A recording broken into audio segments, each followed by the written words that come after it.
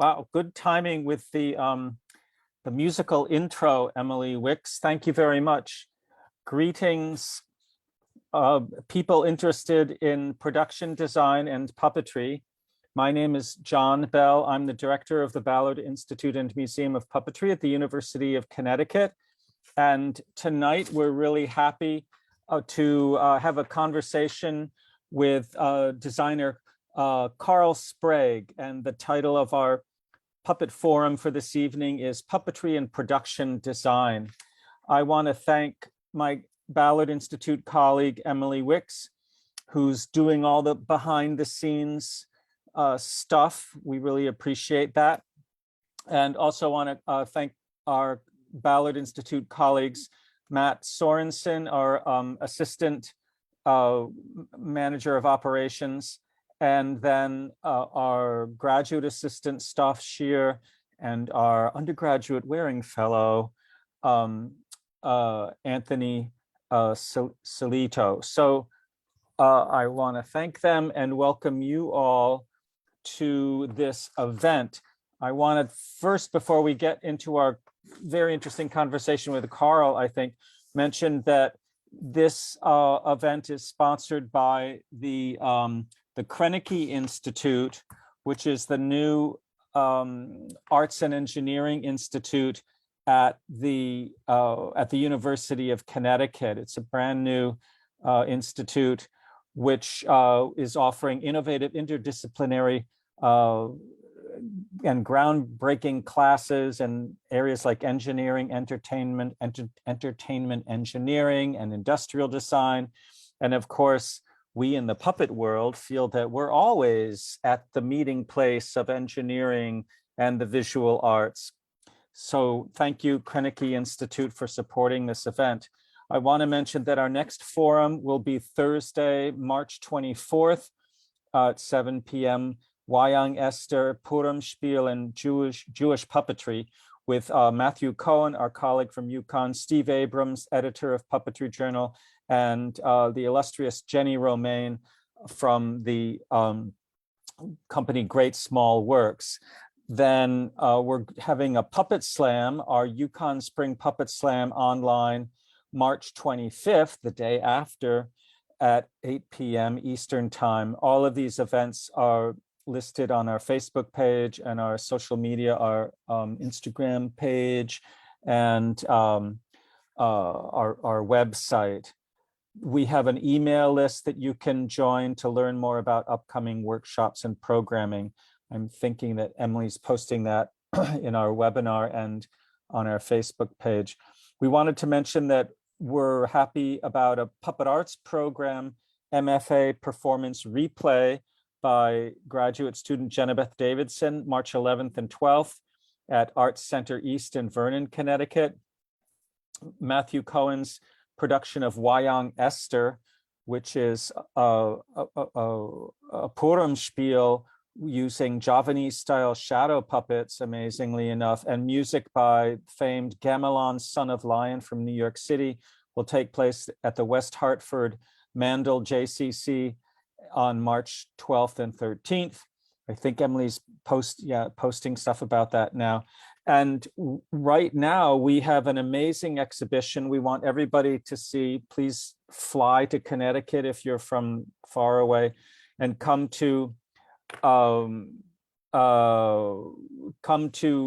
Ballard Institute to see Hecho en Puerto Rico, 4 Generations of Puerto Rican Puppetry, an amazing exhibition curated by Dr. Manuel Moran and Deborah Hunt. This will be up in our galleries in our museum through July 1st. So please come and see that. It's really quite amazing, inspiring.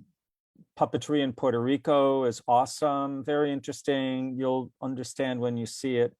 Also, we are happy to host on April 23rd and 24th, The Persians by Bread and Puppet Theater from Vermont. The world-renowned pioneering puppet company will come to the University of Connecticut for a week-long residency. We'll combine volunteers from UConn and from the community, maybe you, to help rehearse and perform this tragedy by Aeschylus, the Persians. And you can learn more about performing about that event. We are happy to make our programming free and accessible online, which we've been doing for the past, how many years has it been? We're happy to do that. If you would like to support us, here we are with the plea, help support this event and other workshops. You can make a contribution, and we appreciate your contributions. So, ya basta, as we say. I'm happy that we can welcome Carl Sprague here. Carl got his start in performance and scene design at the age of 8, playing with the Czech Family Marionette Theater created by his great-grandfather. Those of you outside the puppet world might not know, but Czech rod marionettes, extremely interesting form of home theater in what's now the Czech Republic, in Prague and other cities. Czech puppetry is famous in the puppet world, and the rod marionettes are very much part of that. So Carl went to work in theater and film. He has a degree in film and a degree in philosophy from Harvard University, and that began him on a long career of production design. He has worked with theater companies like Berkshire Theater. Carl lives in Western Massachusetts. Old Castle Theater, Mixed Company, the Music Theater Group, famous company, Shakespeare and Company, Moscow Ballet, and Albany Berkshire Ballet. He's also done a lot of amazing film work, working with special effects wizard Douglas Trumbull, and then on Hollywood features, including Martin Scorsese's Age of Innocence, and The Social Network, 12 Years a Slave, Tesla. Interestingly, from a puppet perspective, he's worked with director Wes Anderson on a number of films, on 6 films, including The Royal Tenenbaums, Grand Budapest Hotel, Isle of Dogs, which I'm so interested in, and most recently, The French Dispatch.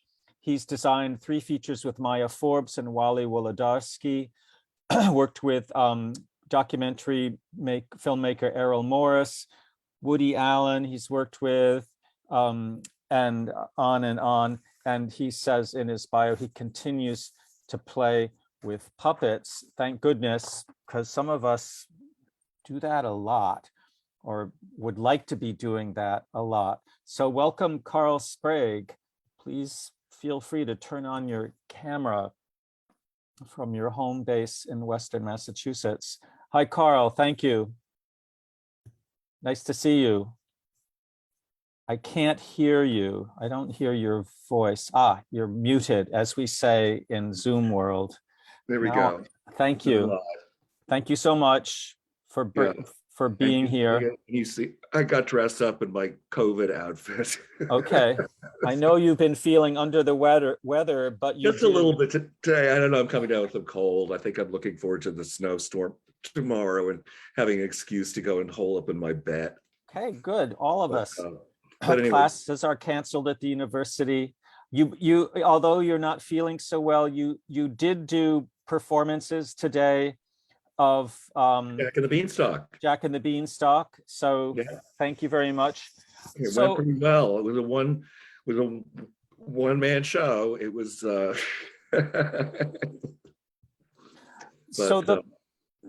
the way we do these, we thought we would ask you to talk about your work, and I'll ask questions that are hopefully not let's see, digressive. And we'll also ask our audience members on the Zoom webinar, and I think on our Facebook channel, to throw in questions if they like.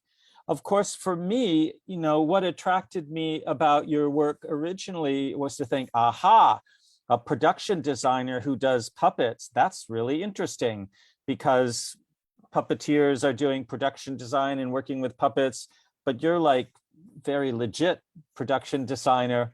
And of course, a lot of us have enjoyed your work. It pays a little bit better than puppetry. There you go. There's a subject for a whole nother discussion. Yeah. But when we have our discussion today, I know we want to talk about your puppet work and your production work in film and in theater.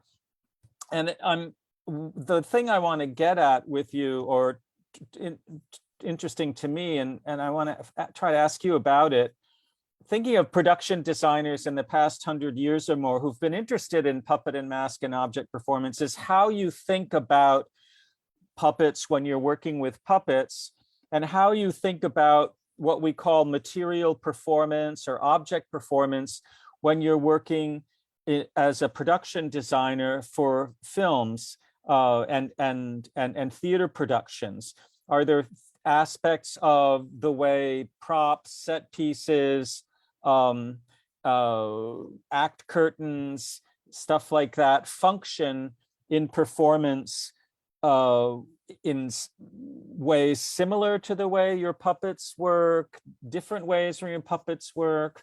When you work with your proscenium stage, I've seen photos of your really cool proscenium stage. Do you think of stages and stage design and stage pictures and tableau in the same way as you do when you're working on a film production, as you do with puppet productions, stuff like that? So I'm very excited to talk with you. And I think we wanted to begin by asking you to give us a tour of your house and I think your puppet theater. Yeah. Maybe I'll go to maybe I'll take you down to the puppet theater first. Okay. Because that's kind of the main event. I mean, and the rest of it's like piles of boxes of paperwork and flat files and stuff, and it's not necessarily that visual. Right. I've got some models and things, but anyway, so you'll forgive me. It's a little bit of a walk. Okay. So, do you want to tell us about the history of this puppet theater? Like you wrote that your grandfather, it's from your grandfather? Great grandfather. Was he Czech or something, or was that? Well, I mean, everyone was Austrians. Okay, right. Because we still had Franz Josef. Okay. But, and no one had even dreamed of Czechoslovakia. Okay, so Austro-Hungarian Empire. Exactly. So this is a little time capsule of Austria-Hungary. Here's my backyard, my messy hall. We're getting a great view of your cable knit sweater too. Well, thank God it's getting cold. Got the Christmas lights still up. That's good. Oh yeah. Well, this is the theater.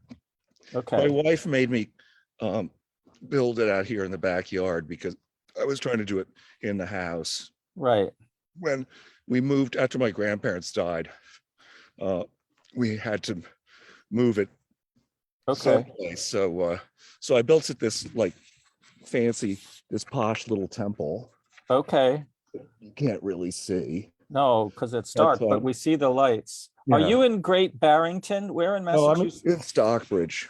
In Stockbridge, thank you. Sorry, Yeah. No, I located you. It's very close. Okay. Anyway, so then again, lighting is the whole challenge in here.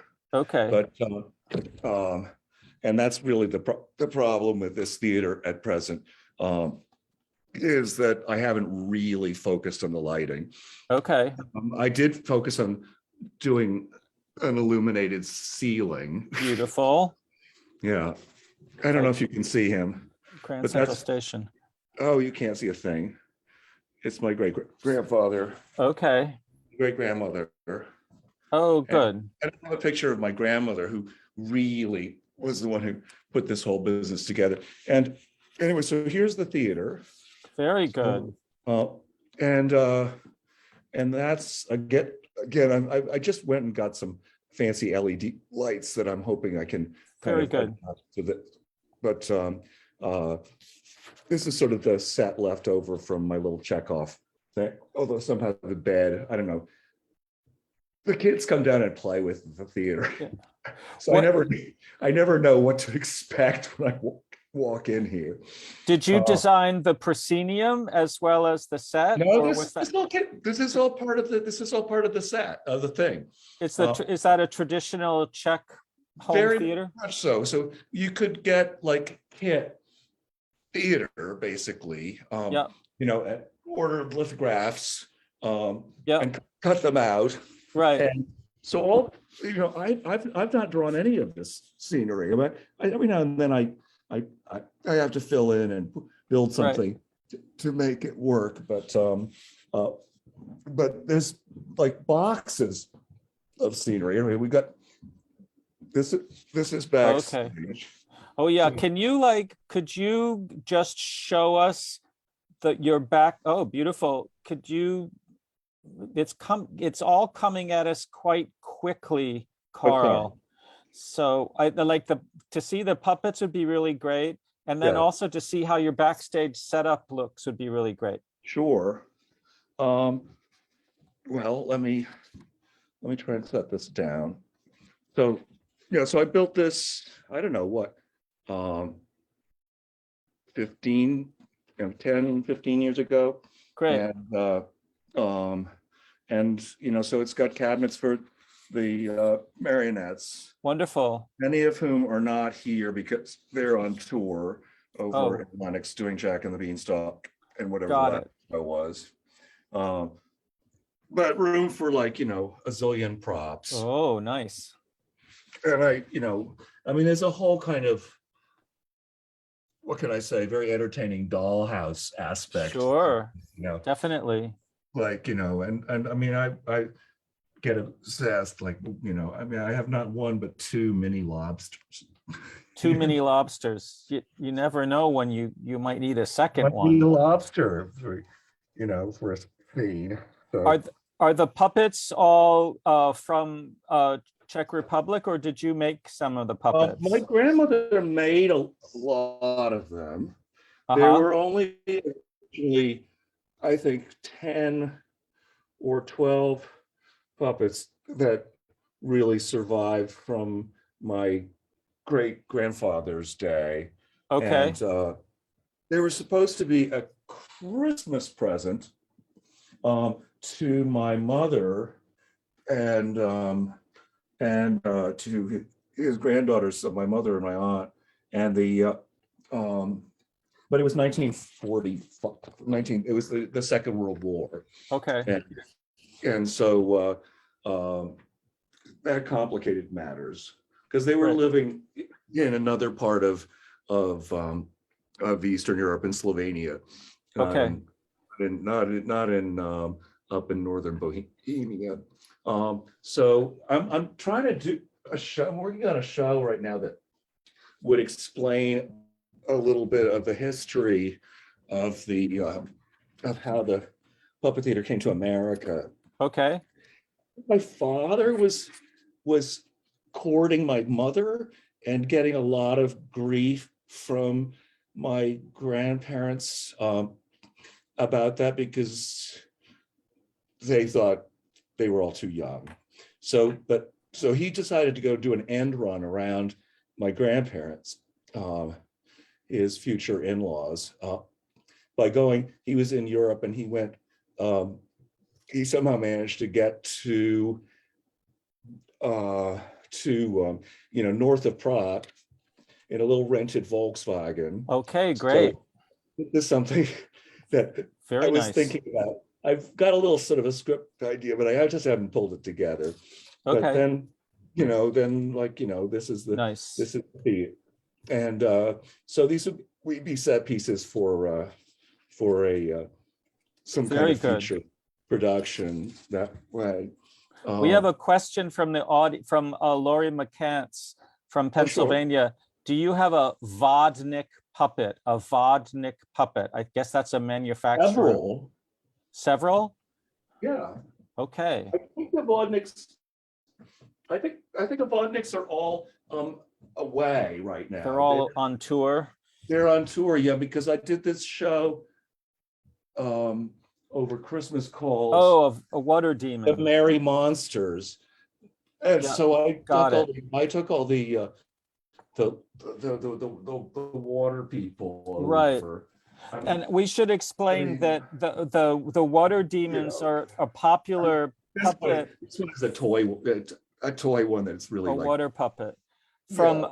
from the Czech tradition. And I'm thinking of Vít Horžeš from the Czechoslovak American Puppet Theater in New York City, who's done a lot of shows with the water demon, that water demon character.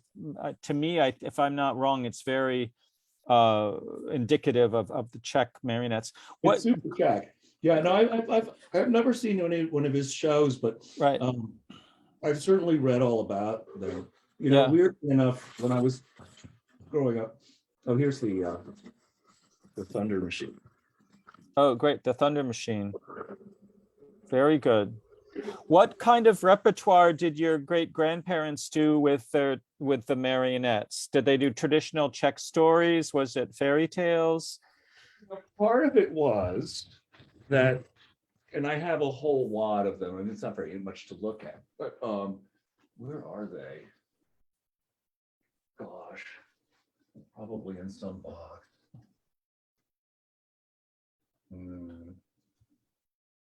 No.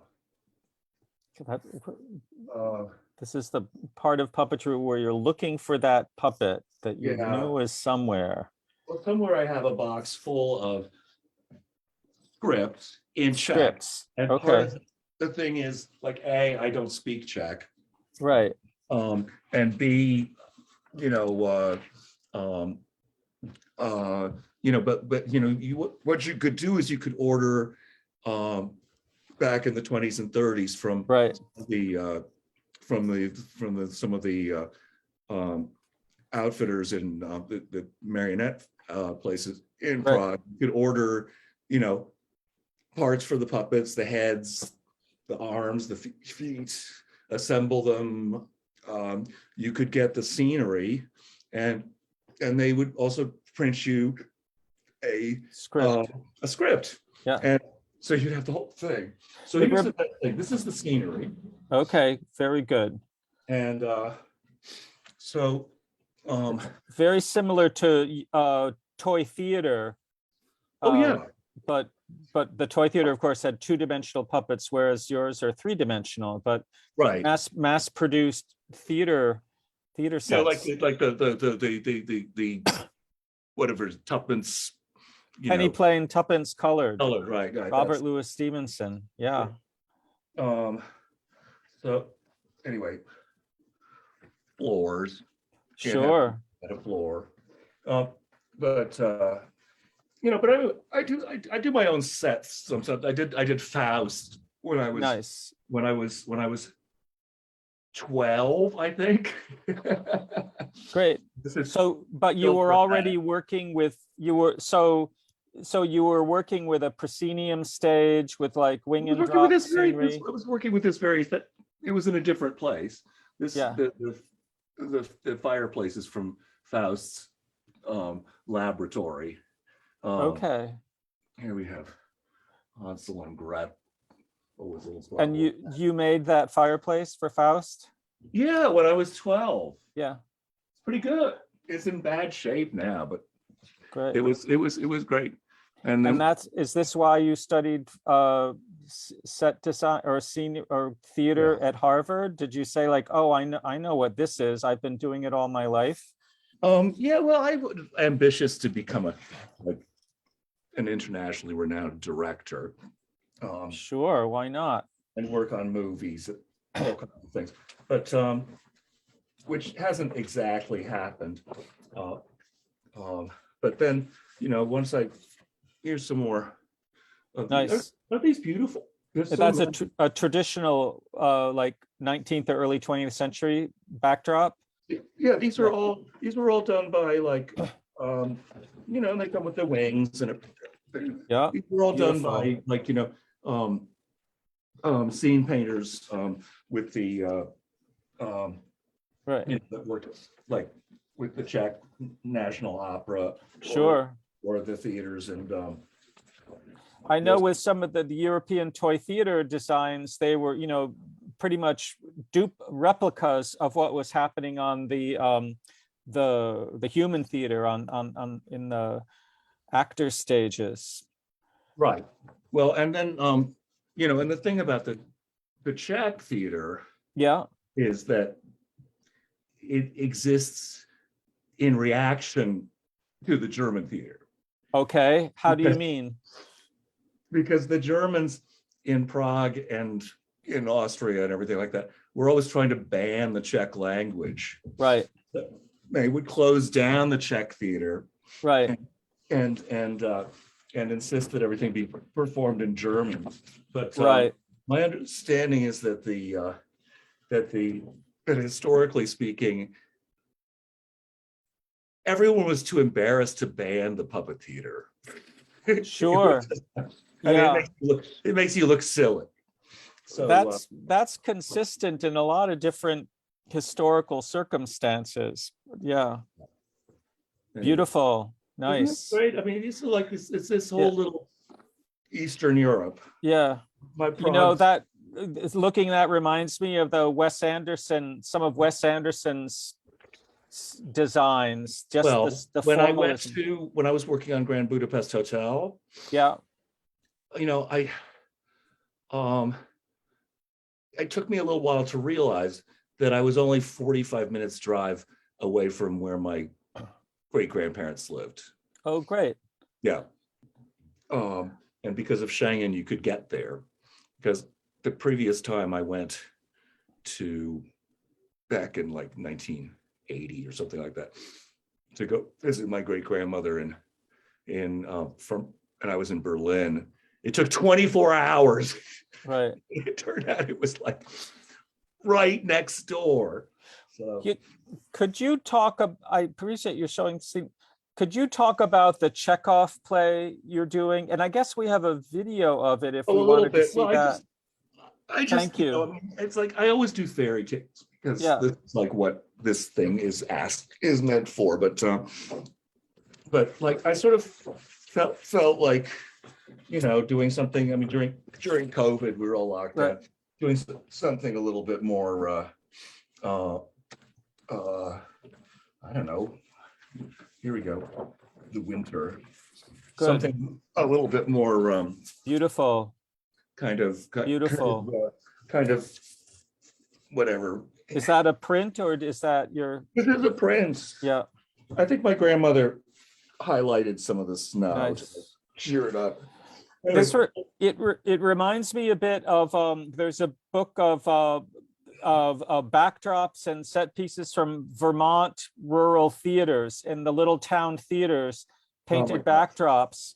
And for the shows that would come through, you'd have an exterior scene, a landscape scene, an interior scene, a town scene, and that would sort of suffice for whatever you were doing. And I'm sort of thinking that I've worked in some theaters that actually have the old scenery, you know. You know, it's an interesting challenge. You know, I mean, there's what's the famous one in Sweden, Drottningholm. Yeah, Drottningholm. Yeah. Yeah, I have a beautiful coffee table book of all the scenery from the 18th century that's in the Drottningholm theater, except my dog started eating it. Does thinking about, I appreciate thinking about how you as a kid were working with the proscenium frame. Oh my gosh, beautiful. Does that, do you think of that also beautiful? Beautiful, nice. Well, this is my grandmother made all their clothes. Oh my gosh, amazing. I can't sew. I mean, I've done a few projects. I mean, I can, but she would spend like a week making clothes for these things, and you know, just tiny stitches. And could you I'll ask my question later. Could you explain the movement mechanism of the Czech rod marionettes at the top? Yes. And show us what it looks like up there at the handle with the little control system. Yeah. So, for example, so this is our king, who's one of the most satisfactory ones in terms of action. And you can see that like up here, little rocker thing actually has the label from the whatever it is, 1930s or something. Right. And so couple things about him. So so at the top, you have this rocker. So what's great about it is you can do the action with one hand. Right. So this is a little snap-on device so that you can swap out heads. Not that we ever swap out the king's head. But so so this is the rocker does the feet. Right. Or is it the knees? Does it lift the knees? Or Yeah, beautiful. It's down at the knees. And then up here, then there's the the strings for the hands. Beautiful. And it's 4 strings. It's simple and high. Very simple. So suddenly, you can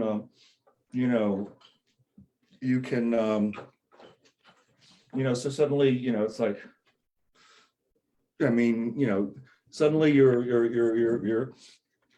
able to do, oh, Daddy, you're so sweet. How thoughtful of you. I never would have wanted to marry him. Anyway. Great. Be off. Great. Anyway, so they're great. I mean, I've gotten into serious trouble sometimes with like casts where there's too many characters, and I really need extra hands. Right. My grandfather, who was a mechanical engineer, actually invented a I don't know where that is, but a crazy gear device. Okay. That allowed us to have 4 couples Great. of puppets attached to this dancing machine that hanging from the ceiling, and they would revolve and waltz around. I've seen something like that in Portuguese puppetry, traditional marionette. I'm sorry, I interrupted you. No. Anyway, it was really beautiful, and we could watch it go around like a top very satisfactorily for quite a while. But I took it on, at this house museum where I do the tours, and I don't know, something got tangled, and Cinderella, the ballroom scene, became carnage. Oh no! Oh no! It all like started getting tangled up. Oh right, of course. Falling down right and left. I mean, nothing really broke, but I had to finally just give up and ring down the curtain and move on to the next scene. Very good. Time to leave the ball. I wanted to ask you a question that I was trying to get to earlier about framing.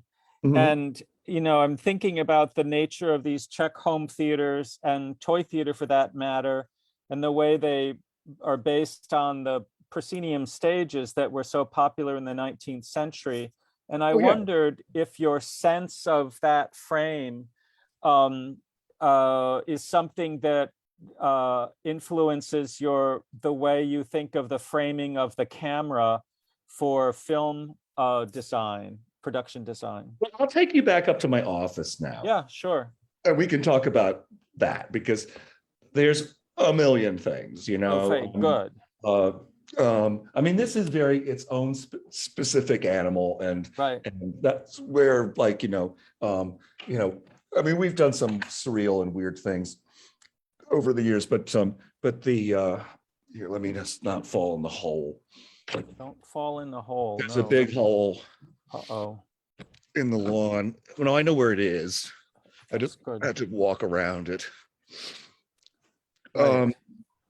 But I mean, I've done like every kind of like possible configuration, theater outdoors, theater in the round, events, parade, parties,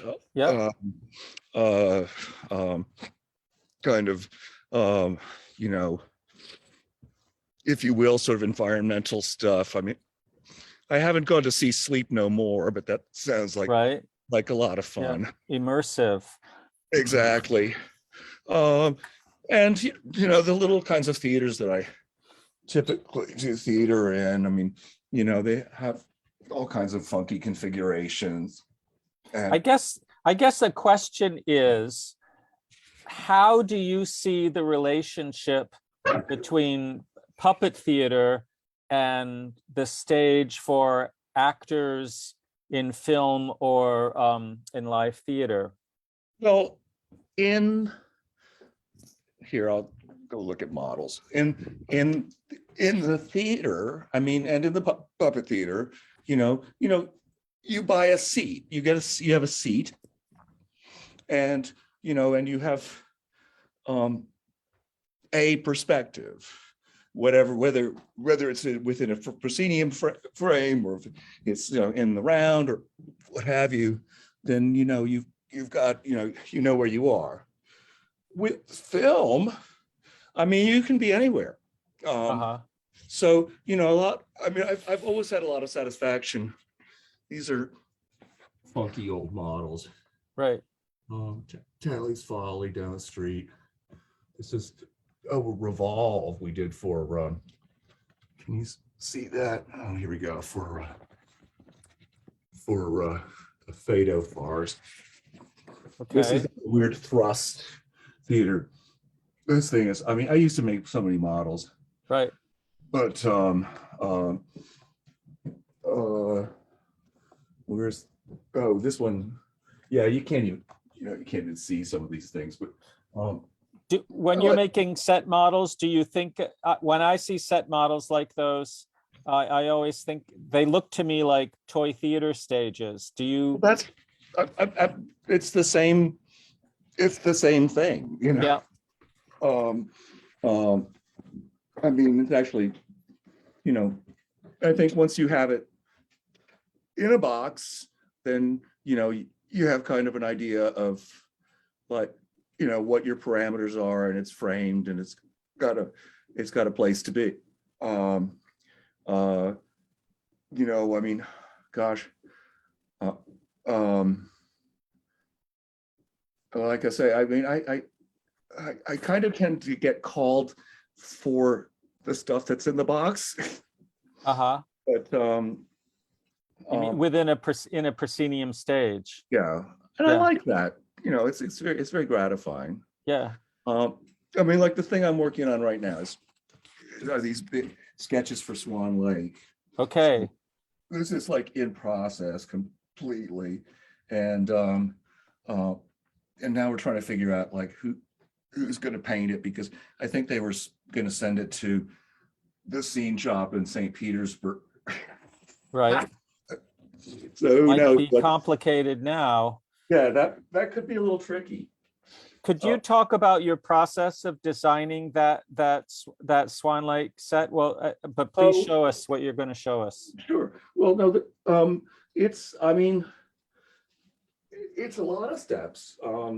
Is that the backdrop for Swan Lake? Yeah, I mean, it's a work in progress. It's really not done. Okay, it's not done. But I mean, ideally, it's supposed to be like a 30 by 50 foot drop. Right. So I give them this. Yeah. Which is similar to your puppet backdrops. Exactly. Very 19th century. Yeah. And then they blow it up. Right. But I mean, Swan Lake, I've been talking to you guys for, I don't know. I mean, I did their whole nutcrack recently, but I mean, I was doing another job. I was actually working on a movie, but it's like do like little ideas. Can't see that very well. No, of course not. And I mean, this is strictly not for public consumption. This is for me and my own. And can you explain what we just saw? I'm not sure what we just saw. Oh, it's like 4 little thumbnails of like, what would the 4 acts be for Swan Lake? For Swan Lake. Got it. But just like super loose, like little details about like the proscenium arch. Right. One. What are you thinking of when you're doing this? What do you want to have in mind? What are you trying to evoke? What are you referring to? I don't know. I'm looking at other people's stuff. Okay. I mean, and then, the sketches get more detailed. Yeah. That's sort of a prelim for the palace scene. Is But that is that a backdrop or is that a design for like this would be a legs? backdrop. This would be a Okay. paint Yeah. strictly. I mean, these guys also, they tour around in on a bus, and Right. I mean, here's Covent Garden, there's Swan Lake, and Okay. they built all these columns, and they have Right. all this, Right. they have a little bit of a different kind of budget. Right. But Right. I mean, I'm looking at, Hearst Castle, or All right. oh, here's the original 1895 set for Swan Lake. And when you look at that, what do you see? What's inspiring? What seems to be like, nah, I don't want to do that. Well, it's informational, I don't know. I like the arches. Yeah. They were sort of seemed practical. Oh gosh. But anyway, a lot of times,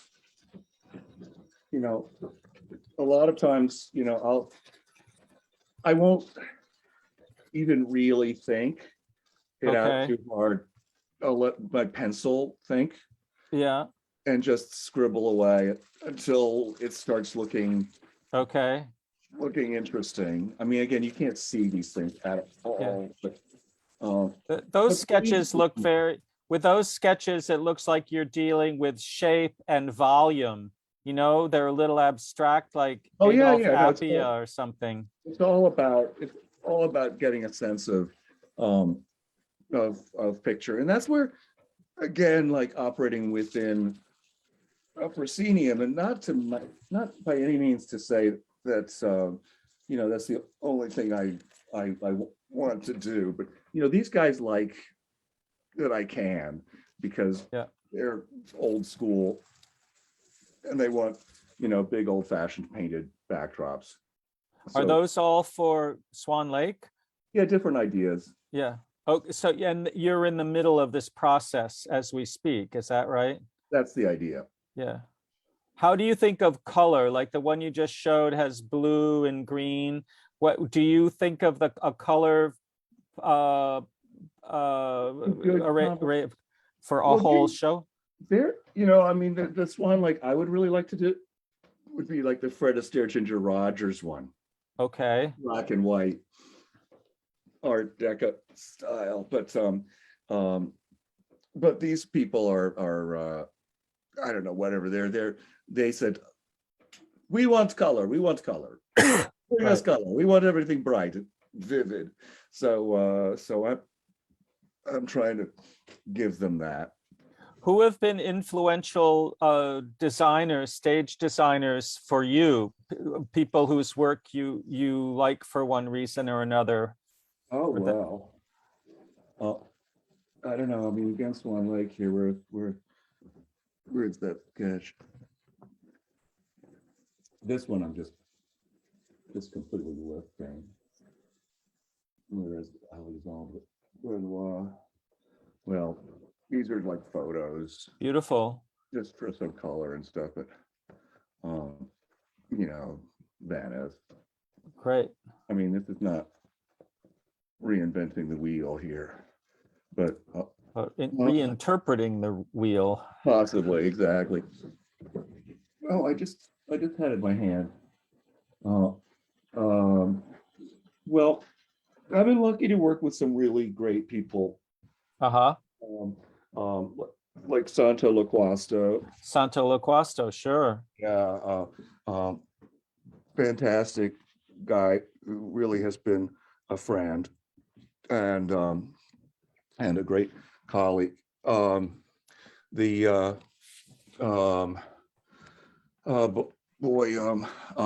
mean, going back in time, I mean, some of the great Belarus designers like Alexandre Benoit. Benoit, very good. Right, I mean, and then, very exciting. I like Benoit. Yeah. And he wrote about his essay on the fairground booth is really very interesting. Oh, for Anyway, Petrushka. Petrushka, I Yeah. digress. Yeah, No, that's that. No, that is a marvel. great. Um, and boxed. I mean, people that Okay. can just do incredible things. Um, uh, I don't know. I mean, I've been lucky to see a lot of great things, over the years, and you know, you know, at the opera or in ballet in New York Sure. or on Broadway. Um, you know, and I was, speaking more avant-garde. I mean, I did, I mean, I'm glad you remember the music theater group. They were so kind to me when I was younger. Great. And they were still in existence. But they were the ones who gave Julie Taymor her start. Oh, we at is this not at ART, but at No, this is when they were up in Stockbridge. Very good. Very Yeah, good. no, I mean, and in New York, of course, but Interesting. but in the summer they had a Stockbridge summer program, and and that was much more sort of avant-garde, theater in a room environment. Sure. Or Yeah. I when I first got married, I was working for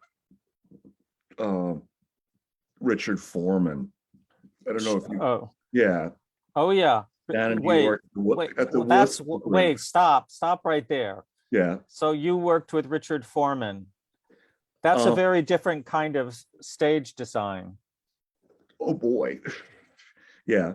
I was. I'm trying to think. Well, Richard didn't really build anything. Right. He kind of would find things. Right.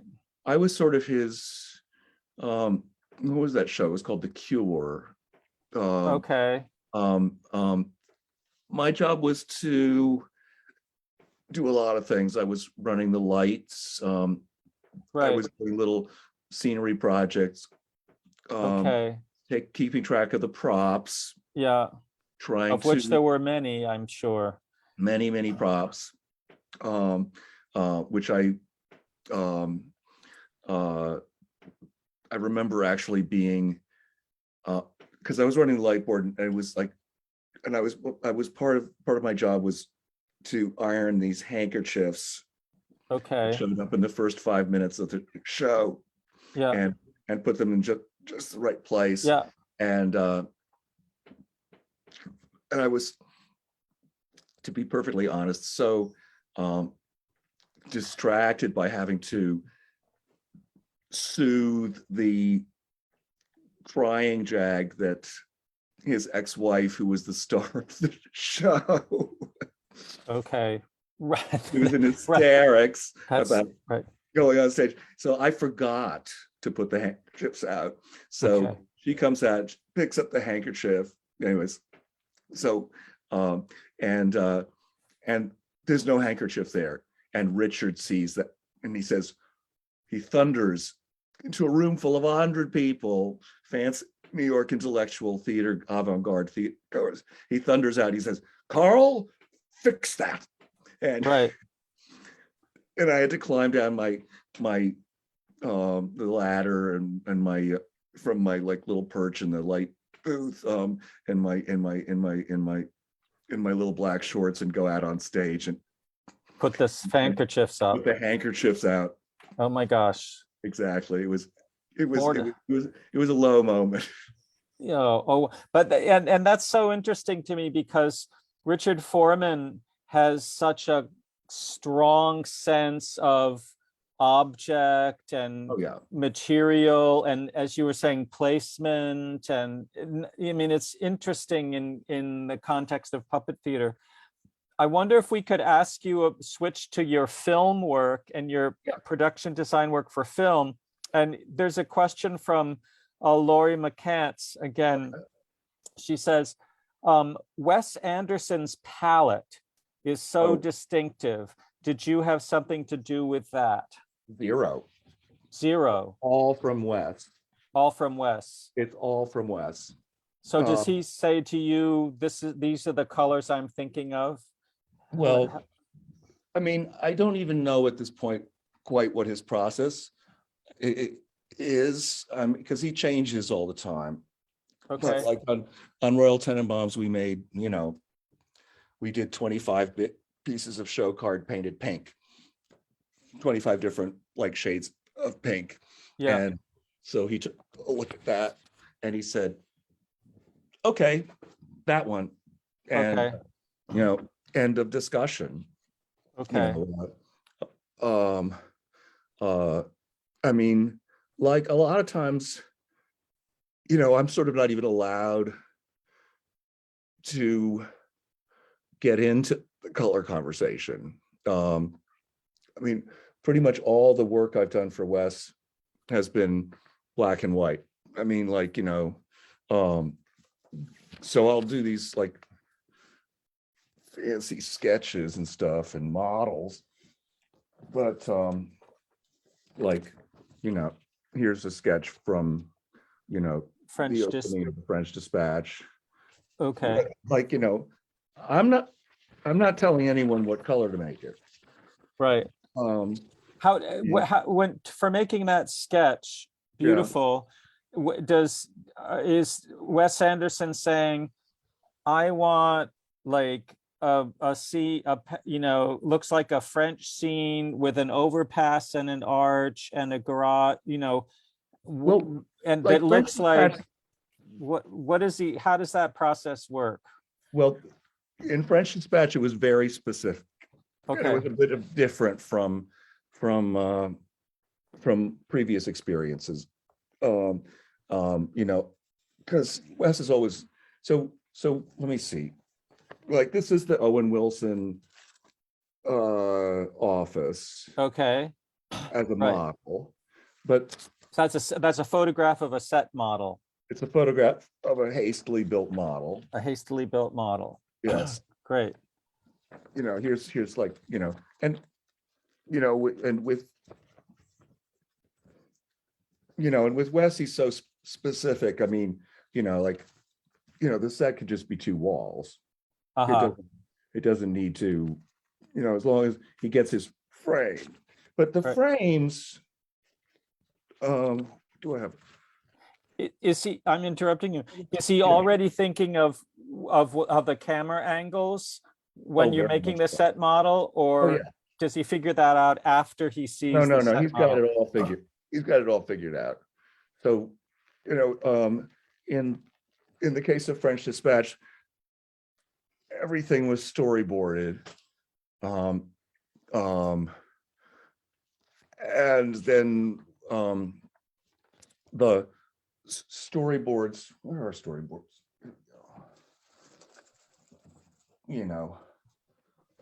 The storyboards were all like, oh dear.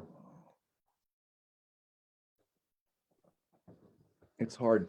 I'm just like, the storyboards, these are like not me. This is Jay, who Okay. has been doing storyboards for Wes for a long time. Very nice. And so Jay's got everything storyboarded, although not everything. Sometimes we were kind of waiting on the information. But Okay. then Wes has a team that he works with who stitch the storyboards together Okay. to the Saturday morning cartoon style in what we've been calling an animatic. An So- animatic. So you get like the whole, and mind you, Wes himself over voices the animatic. So he does all the parts. Really? Yeah. So Okay. it's a whole version. One of these days people will see these things, but he started doing that with I guess it must have been with the like Fantastic Mr. Fox, when he started getting into animation, Yeah. because that required so much more organization. Like on Tenenbaums, we had like 4 sketches. I did them because someone needed to. Right. And then, but now it's like this whole thing. So it's a whole movie as the storyboards with Wes narrating it. Huh. It's basically a template for what you're doing. So it looks like where I come in, and this is so odd. It's like, okay, so, this is the storyboard, what does the set look like? Right. And sometimes it's really kind of tough because Jay is wonderfully talented, but he doesn't obey the laws of nature or nature perspective. or physics, Okay. And so trying to squeeze, these exact frames out into a set that's actually a built place is an interesting project.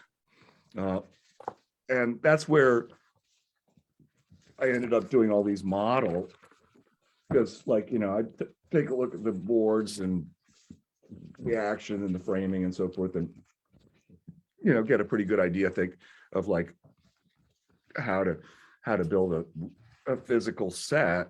Mhm. But then basically I needed to sort of like, Wes would never come by the office to look at the models. So Really? and we needed to like sort of prove to him that like, a set was, that if we were going to build a set, that it was going to really line up with the storyboards. Got it. Because like that was always the note, it's like whatever it was, it's like make it more like the storyboards.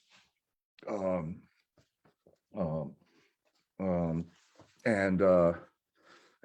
so we did. So that's where I was spending a ton of time taking building models, drawing things, then building models of the things. Like here's this like little cutaway thing where it's like, the construction pit. So this is Jay's storyboard. Okay. And then,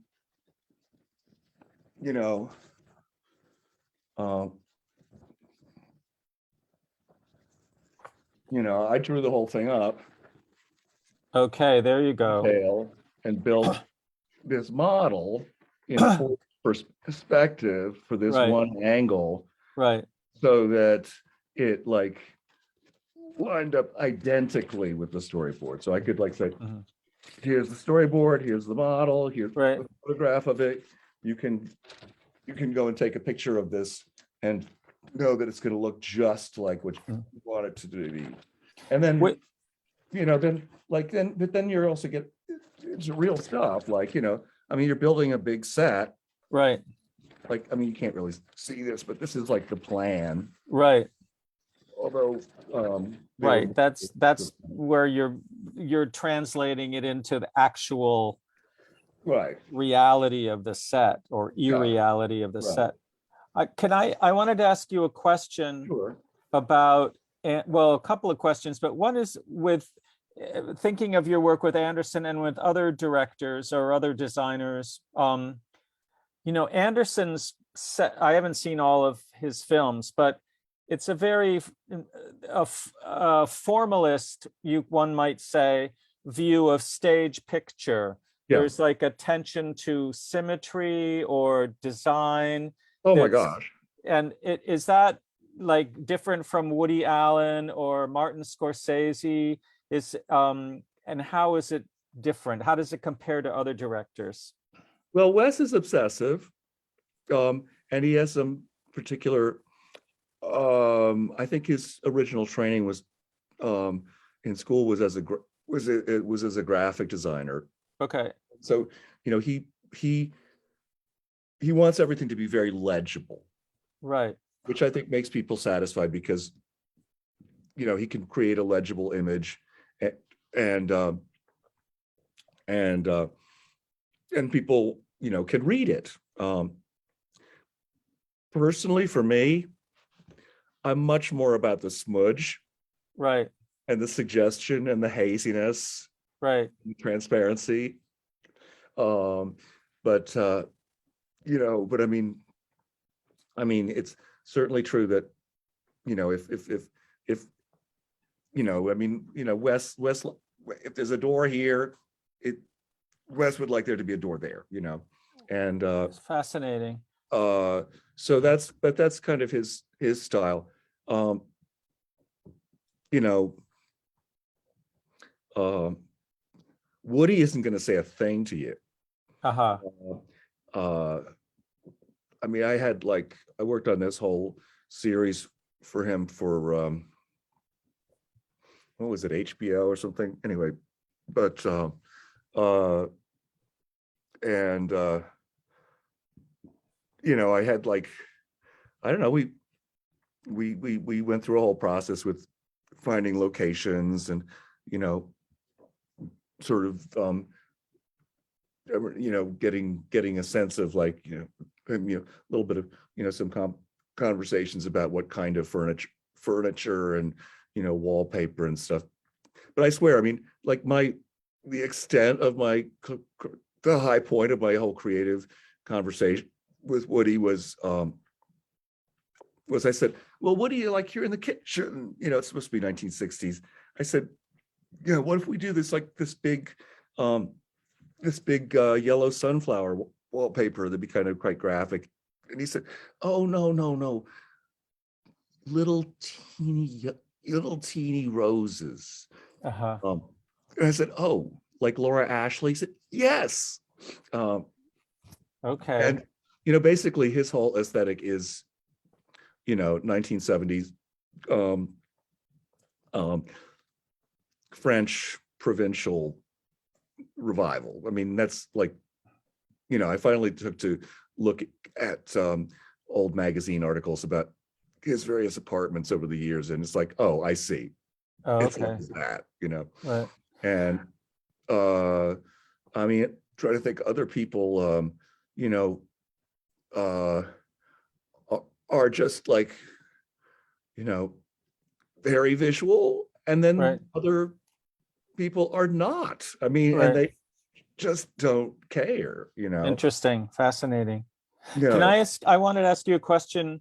I'm thinking again of Wes Anderson, you know, like I was thinking of The Fantastic Mr. Fox, which you mentioned, and then right. which I've seen, and then Isle of Dogs, which is also I would say I think a puppet film or Yeah, animation film. And not like other, like Woody Allen, I don't think he's going to make a film with puppets or stop motion animation, and absolutely maybe never. not Scorsese either. Yeah. But Anderson is like, did you work on those films, and what was that like? And did your background in puppetry help you? Well, let's see. Um, there's one particular shot that um uh God, I don't know if I have it.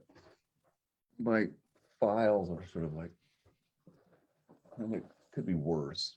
But It could always be worse. yeah, They could be crumpled up in a ball in the corner somewhere. right. Well, and I've given away a bunch of stuff, but I mean, we did this one where this one shot, for example, where Owen Wilson is riding along on his bicycle, Okay. and In The French Dispatch?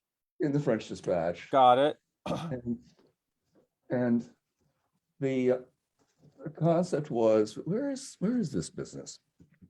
Um,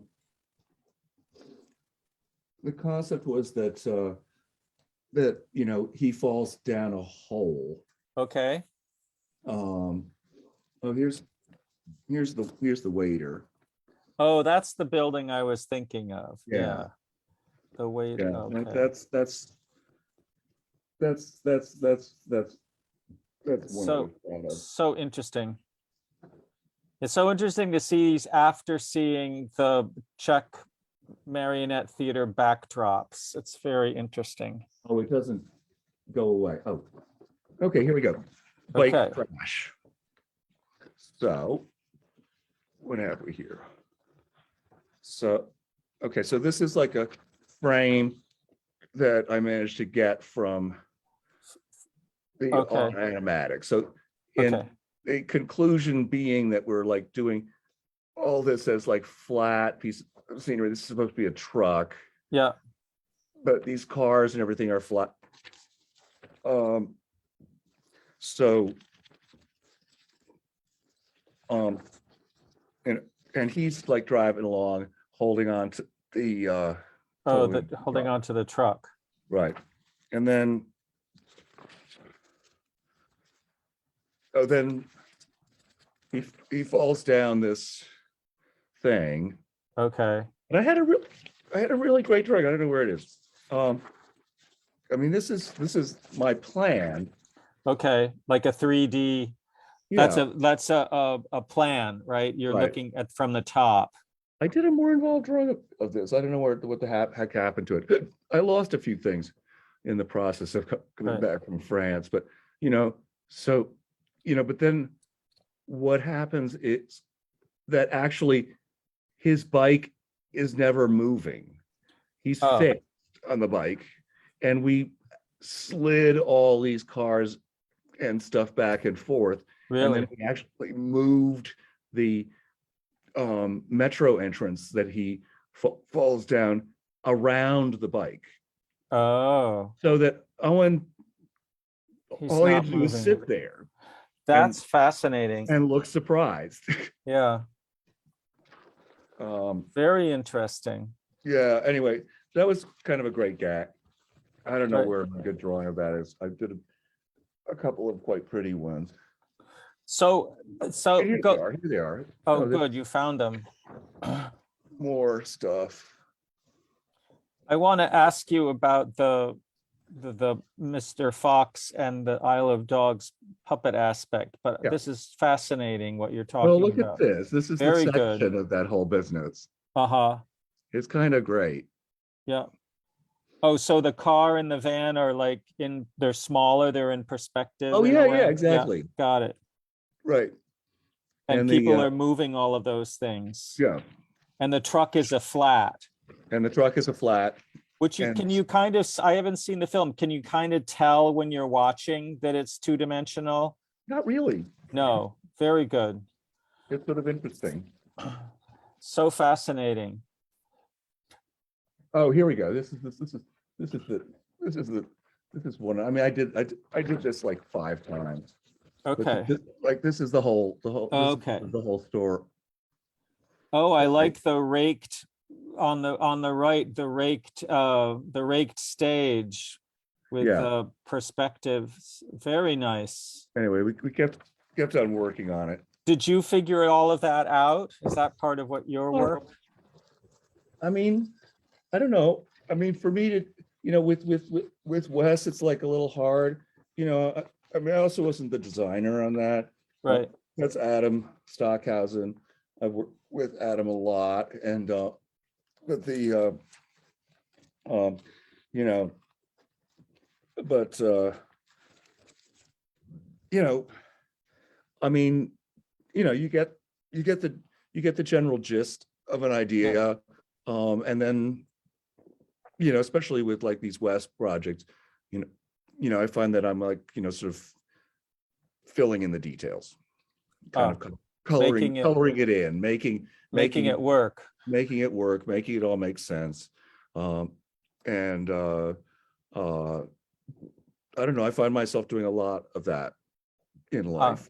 But Can I ask you about the actual puppet, or if I don't know if he calls them or you call them puppets, like Fantastic Mr. Fox and the Isle of Dogs? I never saw them. Oh, you never saw them. You didn't work on I saw the those. movies. I didn't work on Isle of Dogs. I worked on Fantastic Mr. Fox. That's the only animation thing I've done Right. for Wes. And it was so weird because they were shooting all of that in London, and there was an enormous crew. And I was working on it for like 9 months. I could have had a baby, Right. but I was in New York. Uh-huh. And for whatever reason, basically they just wanted me, now these days you can, like, you've got a nice scanner, you do a drawing, you scan it, you email it out, send it to London or wherever. And and everyone's happy, and they don't need to put you up in a hotel room or Right. you Got you it. know, pay you per diem. And so they gave me a nice office, because I insisted on that at least. And In then New York. and then I just did pretty pictures Right. all day long and sent them out there. And I drew like about half of Isle of Dogs. I didn't do any of the when they actually get to the trash heap. I didn't have anything to do with that. I was doing all the sort of the city architecture. Right. Um, Does Anderson talk about, like, why would he want to do an animation film with dogs and or with foxes, with, like, does he talk about why that's interesting to him? Not to me. Yeah, okay. But it's just like, yeah, of course, this one's with foxes or this one's with dogs. Right. And you're like, yeah, I Yeah. totally get it. Well, but I mean, but that's the thing, is he goes into, he'll find a flavor, Yeah. or an idea. And, I find that it's been funny because, things have overlapped. Royal Tenenbaums, it's about, like, growing up in some sort of 1960s, 70s Manhattan, Upper East Side kind of world. And I knew that exactly. Okay. They then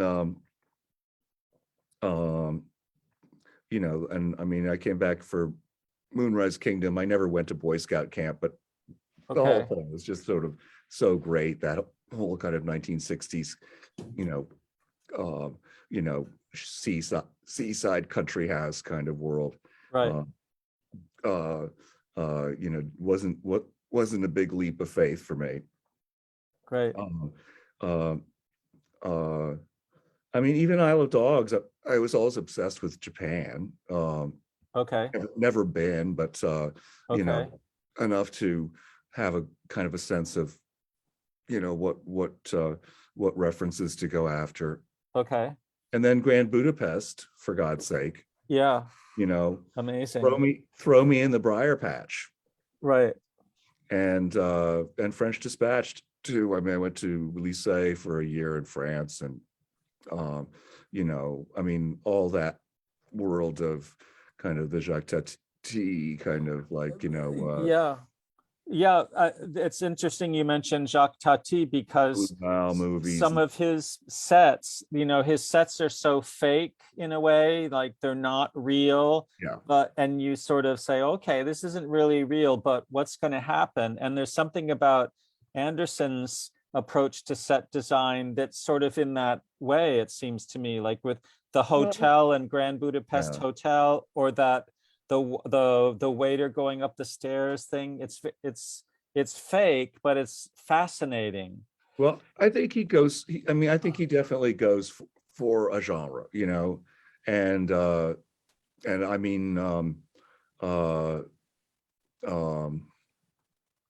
I mean, I was already working on the next one that I'm not really supposed to talk about, but it's a whole nother kind of little world, and that's sort of where I think, maybe some of the questions you're driving at, and some of the things I like and where the world of, theater design and film design and puppetry come together is that you are, in one way or the other, putting together a little world. Right. Maybe sometimes a big world. I mean, Okay. Obviously there's plenty of Interesting. movies that are on an epic scale, but I like, but that's where not that I've, that's where I always loved building models and playing around with the family theater, and Right. and you can create an environment. Sure. Yeah. Should we take a look at the short video clip you've provided us with to see an Oh, example? sure, absolutely. Emily It's Wicks very is short. backstage. It's a very short clip, but if Emily, are you good to go with the clip? I'm thinking you probably are. Here we go. Here we go. Carl, do you want to say anything Oh, about it before we did. Well, I wanted to do something to get through last year, beginning of COVID. Right. And so we did, I swear it was like just the first 5 minutes of the cherry orchard. Okay. So, and this is even a smaller section of that. Okay, thank you. Rolling. Excuse me, may I pass through here? Ah, Yasha, I hardly knew you. You have changed while you were abroad. And who might you be? When you left, I was only this high. I am Dunyasha, the daughter of Theodore Kozoyedev, if you don't remember. Ripe for the plucking. Ah!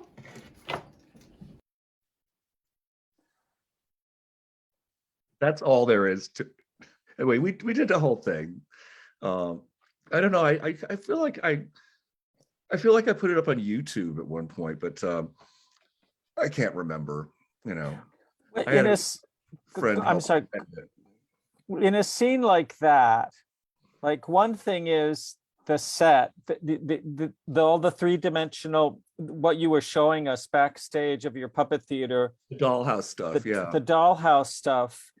And then I don't know if those puppets are from your grandmother's work. And Chekhov is so interesting, and that's Dunyasha is such an interesting character, right? And then he mashes on her. Like, what are you thinking about how that might work as a puppet scene? I don't know. We were having fun. I like Chekhov's humor and his kind of, in a sort of oblique manner, and the way he gets kind of under your skin while making you laugh. Someone might say, well, Chekhov's too serious to, like, why would you do it with puppet theater? It's really meant for actors. But here's Laurie McCants says, what drew you to the Cherry Orchard with puppets? Why does Chekhov work with puppets? Well, like I say, we only did like the first 5 minutes of the. Right. You're not doing the whole, whatever it is, 3 hours. We're doing the whole thing. Yeah. Well, I just feel like, I've got this little Eastern European world over here in my backyard. And, it's sort of interesting to, think about other things to do with it beside like Sleeping Beauty, Right. And, yeah. So I don't know. I mean, I'm keeping my eyes open. It's like, it's hard because I mean, you see the volume of work that, I mean, I've got an entire box of paperwork from French Dispatch. I had another one from Moonrise Kingdom. I mean, I've got, you know, it just gets more and more. I've got a huge one from the play that just was, the movie that just was. I mean, you know, you're working on it for months and months, you know, with the marionettes, you know, I'm lucky if I have a day, you know, Right. and no one's paying me to do it. Right. So, so the fact that I'm still doing it at all and that it's happening, and I'm hoping, oh my gosh, my mother's already like saying, you should start a puppetry institute, you know, like, Oh, yeah. do classes and charge, you know, charge Sure. for seminars and stuff like that. It's like, oh no, don't give me another project. Right. Yeah. So is it a relief to go to play with the puppets and do Chekhov with the puppets? It was fun. It was a good thing Yeah. to do while stuck at home with COVID. Yeah. And you know, I've got a lot more to do to sort of pull the act together in there. It's a big mess, but I don't know. It's great when you have the time. I appreciated what you were saying a few minutes ago when you were comparing the work of production design with puppet theater, and you said it was like creating a world. And it seemed to me, looking at the Chekhov piece and thinking of the tour you gave us of your puppet stage, you know, when you're a puppeteer, you're in that world, you know what I mean? And you're making that world come alive, which I guess happens when you know, when your production design work for films like Royal Tenenbaums or French Dispatch, Ideally, you're part of it in a different way. Yeah. You know what I mean? Like you created that sequence where Owen Wilson rides his bicycle down the metro entrance. But with the Dunyasha, you get to make it all happen by yourself. oh, well, that's the thing. Is like, yeah, my performance career apart from the marionette theater is extremely limited. I've had a couple of, I think I'm in the will reading scene in Grand Budapest. Well, I am, but I have no lines. And I was just in this lovely Sigourney Weaver movie called The Good House that I designed up in Canada, which appears to never become. It appears it will never come out. I don't know. It's been a couple of years since we did that, but Universal hasn't gotten around to putting it out there. But you know, they gave me a sort of a featured extra role. Oh wow! I've had a little bit of. Do you like that? Do you like that acting work? It's fun. No. I did a bunch of acting when I was in high school and college. A little, I mean, not a bunch, but some. But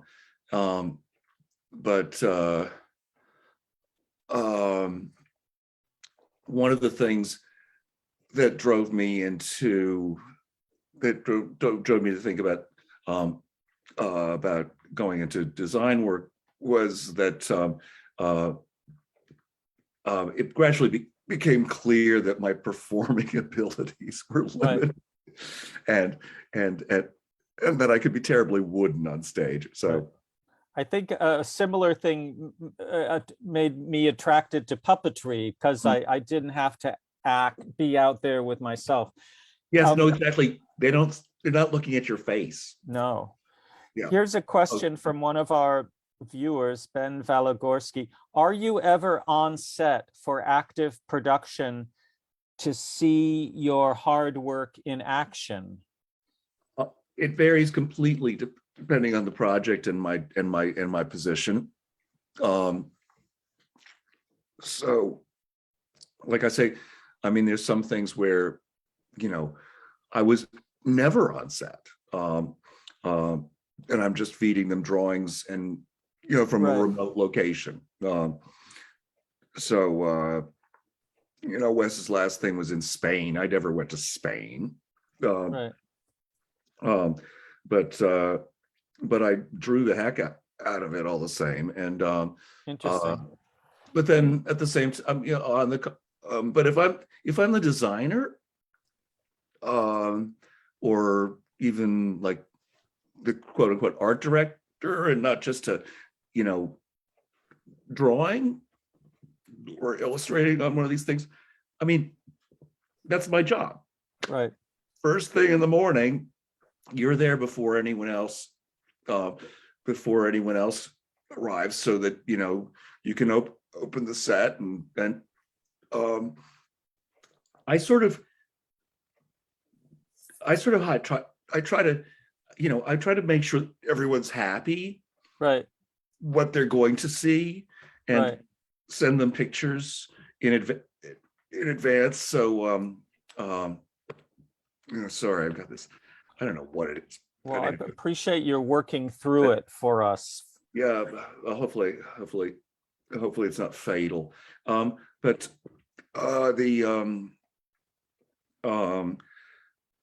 but yeah, no, I mean, you know, you got to be there, make sure that everyone's, you know, is not shocked or, you know, surprised by what you've put together for them. And I'm talking about movies. I mean, theater's a much different kind of process with rehearsals and so forth. Mhm. But I mean, I've had film sets where, you know, we did like, you know, 6 different sets in a day, you know, or Right. more. Right. So that it's like bang, bang, bang. It's like, okay, you know, it's 11 o'clock, from 11 till 1 o'clock, we'll do the speakeasy. Right. From 1 to 2, we're going to do the street exterior. Right. You know, then, like, you know, then we'll stay late and we'll do the sex shop window or whatever it is. Right. Here's a question, and I think we're getting towards the end of our forum here, but Victoria Roberts asks, do you have a favorite part of the process? Ooh.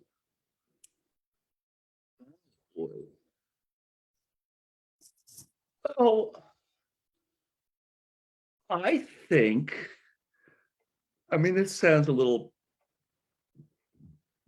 might sound a little pompous or whatever, but, you know, I think it's the idea stage. You know, it's like it's sort of right at the beginning, and that can take a long time. I mean, like, you know, this freaking Swan Lake, I mean, I just don't even know. I mean, you know, what is the idea of Swan Lake? What are we trying to say? I mean, Okay.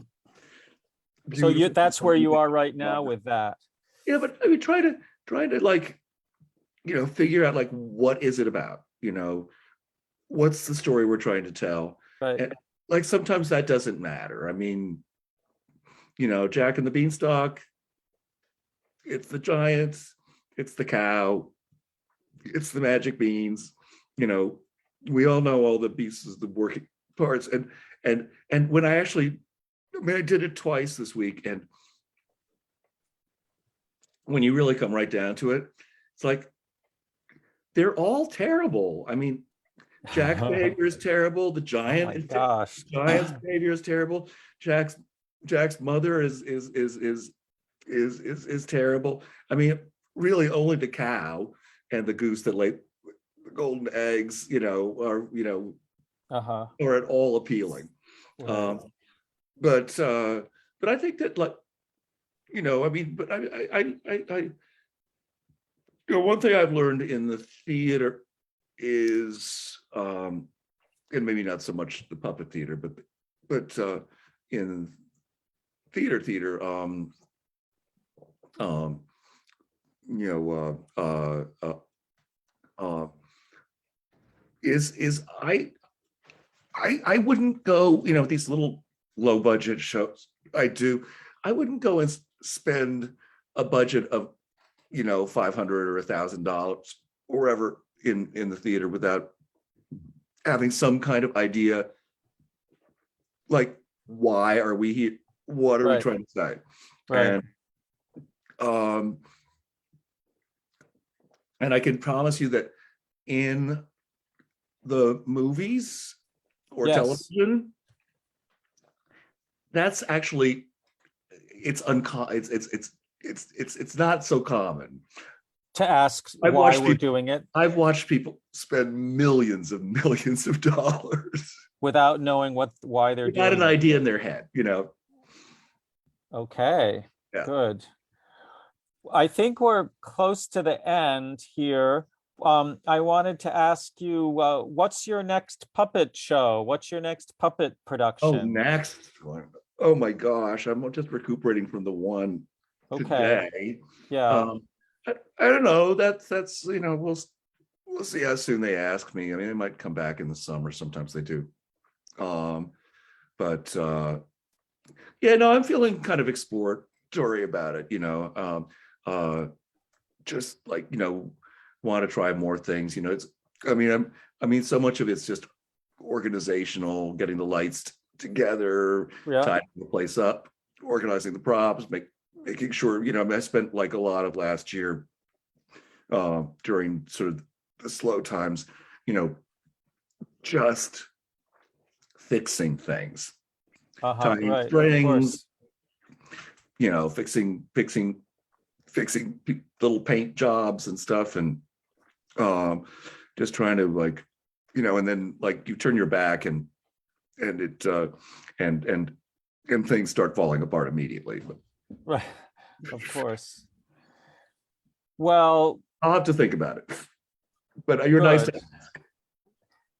And thank you, Virginia, for that question. Victoria, not Virginia, Victoria Roberts. Thank you. Carl, thank you so much for this entirely pleasurable conversation with you about production design and puppets. Well, which- thank you. Yeah. This event will be online on our Facebook page, thanks to Emily Wicks. And we're also, as Emily, I think, has just entered in our chat column, we love to receive your support. It's Yeah. challenging for us because we can't use our theater to have shows in person at the moment. As I said at the outset, we are going to do an online puppet slam on March 25th. And if you're in the New England area, please come to the University of Connecticut on April 23rd and 24th to see Bread Puppet Theater's production of The Persians by Aeschylus. I think it's the oldest recorded Greek tragedy. Check that out. Come to see also our amazing exhibition, if I do say so myself, Hecho in Puerto Rico, 4 Generations of Puerto Rican Puppetry. Please see Wayang Esther at the Mandel JCC in West Hartford, and our MFA student Jenna-Beth Davidson's replay, March 11th and 12th. All of that is on our social media. And our next forum is March 24th, about Wayang Esther, Purim Spiel, and Jewish puppetry with Matthew Cohen, Steve Abrams, and Jenny Romaine. Carl Sprague, thank you so much. This was very exciting, and I'm Very welcome. It's been a pleasure. I hope you feel better, and the I'll be okay. snowstorm gives you all sorts of opportunities for having fun. Under the covers. Okay, thank All you, and thank you, Emily Wicks, for making all of this happen. And thanks Yeah, thank everyone you. for watching. I All think right. bye-bye. Thank you.